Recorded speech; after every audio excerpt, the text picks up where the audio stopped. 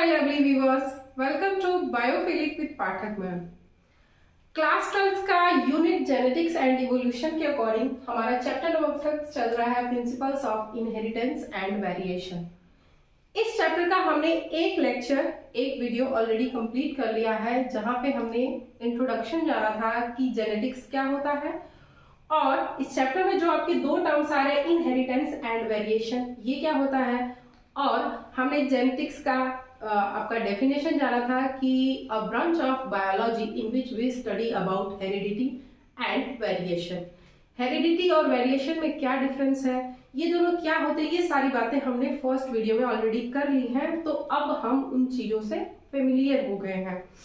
As well as आपकी NCERT ने क्या बताया है, आपकी जो चैप्टर का पहला पेज है उसके बारे में हमने ऑलरेडी डिस्कस कर लिया है। तो प्लीज अगर आप पहली बार इस चैनल पे विजिट कर रहे हैं तो आप उस फर्स्ट वीडियो को देख लीजिए, as well as second video को आप लास्ट तक देखिएगा। देखिए आज का जो वीडियो है ना, वो पूरा टर्मिनोलॉजी बेस्ड है, यानी कि इस चैप्टर में बहुत सारे ऐसे टर्म्स आएंगे जो कि बार बार आपको परेशान करेंगे।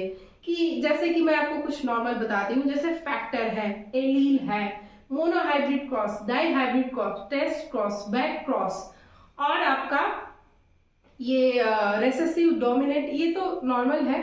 ऐसे कई सारे टर्म्स आएंगे जो आपको बार बार परेशान करेंगे। तो मैंने ये सोचा है कि पहले हम सारे टर्मिनोलॉजी को पढ़ लेंगे, तो उससे इजी हो जाएगा। उससे क्या रहेगा ना, पहले जब आप सब चीजों को जान जाएंगे तो फिर डायरेक्ट हमें पढ़ना रहेगा। ये टर्म्स आएंगे तो हमें पहले से पता रहेगा कि हाँ इसका ये मतलब होता है। जो टर्मिनोलॉजी है ना, वो आपका 2 से 3 वीडियोस में खत्म होंगी। आज फर्स्ट वीडियो जिसकी रहेगी, और उसके बाद 2 और वीडियोस आएंगे जिसमें ऑलमोस्ट कवर हो जाना चाहिए। अगर नहीं हुआ तो फोर्थ वाला भी लग सकता है, लेकिन उसके बाद बहुत इजी हो जाएगा आपका चैप्टर। फिर आपके चैप्टर में हम लोग जल्दी से मेंडलिज्म खत्म करेंगे, मेंडल के तीनों लॉ, और उसके बाद आगे प्रोसीड करेंगे। ठीक है, तो देखिए लास्ट जो वीडियो था ना, उसमें आपका ये एग्जाम्पल बचा रह गया था, जो कि मैं आज फिनिश कर देती हूँ। ये था कि through artificial selection and domestication from ancestral wild cow. Wild cow का क्या मतलब हुआ, नीली गाय। खेतों में अक्सर आप देखते होंगे जो कि फसलों को बड़ा नुकसान पहुंचाते हैं। ठीक है, तो आर्टिफिशियल सिलेक्शन एंड डोमेस्टिकेशन के थ्रू हमारे जो एंसेस्टर थे उन्होंने कुछ वाइल्ड काउ यानी नीली गाय को बनाया। एज वेल एज एक आपकी इंडियन ब्रीड है जिसका क्या नाम है, साहिवाल, जो कि कहाँ पाई जाती है, आपकी पंजाब में। ठीक है, देखिए ये आपका नीट में क्वेश्चन बन सकता है कि इंडियन ब्रीड जो कि साहिवाल है पंजाब की, उसको किसके थ्रू, किस मेथड के थ्रू बनाया गया था। तो आपको आंसर करना है आर्टिफिशियल सिलेक्शन एंड डोमेस्टिकेशन के थ्रू। ठीक है, और our ancestor knew about inheritance of character and variation। Last video में भी हमने ये बात जो है चर्चा की थी कि जो हमारे एंसेस्टर थे, पूर्वज थे, उनको इतना तो पता था कि जो चीजें आ रही है ना वो लास्ट जनरेशन से ही आ रही हैं।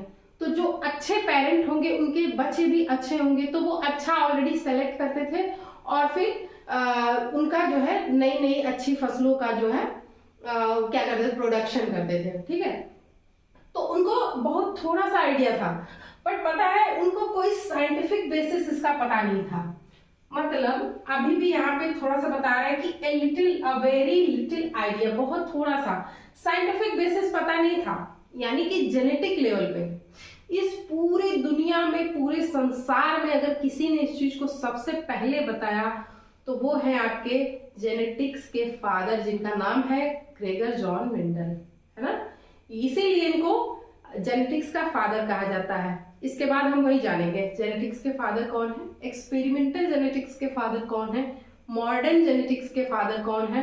आपको फॉर योर इंटरेस्ट एग्जाम में ये नहीं आएगा, आपके बोर्ड में भी नहीं आएगा, एज वेल एज मुझे लगता है नीट में भी नहीं आएगा, लेकिन आपके इंटरेस्ट के लिए मैं ये तीनों पॉइंट लिखवा देती हूँ, फिर हम टर्मिनोलॉजी की तरफ प्रोसीड करेंगे। तो फादर ऑफ जेनेटिक्स आपके ग्रेगर जॉन मेंडल हो गए। ठीक है, जिनको शॉर्ट में मेंडल बोल दिया जाता है ना। कौन है जेनेटिक्स का फादर, मेंडल है। आप सभी ये चीज से फेमिलियर होंगे कि इन्होंने कौन से प्लांट पे एक्सपेरिमेंट किया था, तो पी प्लांट था, पी प्लांट, जिसका बॉटेनिकल नेम क्या है, पाइसम सटाइवम,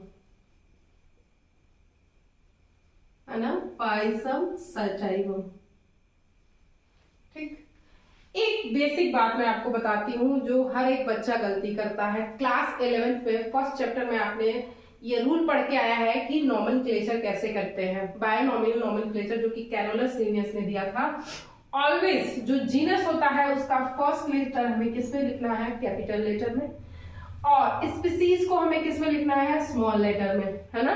और जब ये प्रिंट होता है बुक्स में तो उसको इटैलिक्स में यानी कि तिरछा लिखा जाता है, लेकिन जब हैंड रिटन होता है तो हमेशा जीनस और स्पीसीज दोनों को अलग अलग अंडरलाइन करना है, ठीक है।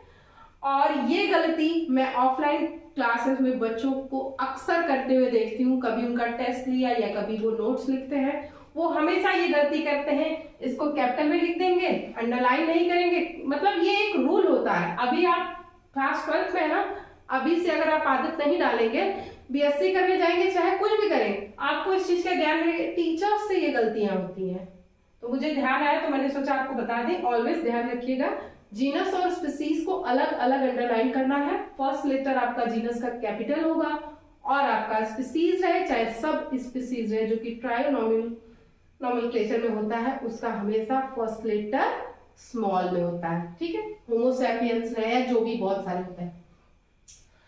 फादर ऑफ मॉडर्न जेनेटिक्स कौन है, डब्ल्यू बेटसन। डब्ल्यू बेटसन का पूरा नाम है विलियम बेटसन, ठीक है। इन्होंने ही आपका जीन टर्म दिया था। कौन सा term, gene term.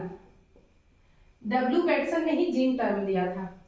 Father of experimental genetics, जिन्होंने कि एक्सपेरिमेंट करके प्रूव किया जेनेटिक्स को, उनका क्या नाम है, टी.एच. मॉर्गन। लकीली आपका ये सिलेबस में भी है, टी.एच. मॉर्गन। इन्होंने किस पे एक्सपेरिमेंट किया था, तो ड्रोसोफिला पे, ड्रोसोफिला, जिसको कि क्या बोलते हैं, फ्रूट फ्लाई, फ्रूट फ्लाई, है ना। मेंडल वाला कंप्लीट होने के बाद हमें इन्हीं का पढ़ना है, ठीक है। तो ये आपकी कुछ नॉर्मल बातें हैं, बीएससी में तो आता है, एक एक नंबर में पूछा जाता है, लेकिन इंटरमीडिएट में मुझे आइडिया नहीं है कि पूछेगा, बट आप अपने नॉलेज के लिए, हाँ, एंट्रेंस वगैरह अगर आप दे तो वहां नॉर्मली ये क्वेश्चन बन सकता है। इसको तैयार कर लीजिए। अब हम लोग टर्मिनोलॉजी स्टार्ट करते हैं। तो देखिए, टर्मिनोलॉजी में हम सबसे पहले इनहेरिटेंस को लेते हैं और वेरिएशन को लेते हैं। ये ऑलरेडी मैंने एक्सप्लेन कर दिया है, लास्ट वीडियो आप प्रीफर कर सकते हैं, इसके लिए देख सकते हैं। तो आपका इसका डेफिनेशन लिख लेते हैं। जब आप ये चैप्टर शुरू करिए ना, तो सबसे पहले टर्मिनोलॉजी को लिख लीजिए, ठीक है, नोट्स पे, और उससे बहुत ही आसान रहेगा आपको। तुरंत अगर कोई कहीं पे भी टर्म फंसता है तो तुरंत आके वहां से देख लीजिए। Inheritance is the process by which characters are passed on from parent to progeny, ठीक है। बताया था ना मैंने कि पेरेंट टू प्रोजेनी जो पास हो वो इनहेरिटेंस, और जो जनरेशन टू जनरेशन ट्रांसफर हो रहे हैं जो कैरेक्टर्स, दैट इज हेरिडिटी। और इनहेरिटेंस इज द यूनिट और बेसिस ऑफ हेरिडिटी, ये भी मैंने आपको ऑलरेडी बता दिया है, ठीक। Second is variation. वेरिएशन क्या है, सबसे पहले तो ये बताइए वेरिएशन क्यों आता है हमारे अंदर या किसी के भी अंदर। तो इसका आंसर आपको हम बताए थे कि जब भी कोई पूछे वेरिएशन का क्या रीजन है, तो sexual reproduction is the reason for variation, है ना। जहां भी सेक्सुअल रिप्रोडक्शन पाया जाएगा वहां पे आपका वेरिएशन पाया जाएगा, ठीक है। देखिए, सेक्सुअल रिप्रोडक्शन होने पे क्या होता है, बेसिकली आपका जो जब सेल डिवाइड करती है, जैसे कि नए ऑर्गेनिज्म कैसे बनते हैं, सेल डिवीजन के थ्रू बनते हैं ना। नई सेल, जैसे कि आपका एक माइटोसिस होता है। माइटोसिस तो आपका जनरली बॉडी के हर एक सेल में हो रहा है, जिससे क्या होता है, शरीर बड़ा होता है, शरीर की ग्रोथ होती है। लेकिन जब नया ऑर्गेनिज्म बन रहा जाता है, यानी जो जर्म सेल होती हैं, उसमें क्या होता है, मियोसिस होती है। तो सेक्सुअल रिप्रोडक्शन के टाइम जर्म सेल में क्या होता है, मियोसिस होती है। मियोसिस में आपका एक स्टेज आती है पैचिटीन। आपको पता है कहाँ मिलेगा, 11th क्लास में, जो आपका सेल के बाद जो चैप्टर है, सेल डिवीजन वाला चैप्टर, उसी में आपका चैप्टर नंबर 8 सेल है, उसके नेक्स्ट चैप्टर जो है, आप मियोसिस में जाके पैचिटीन स्टेज देखिएगा।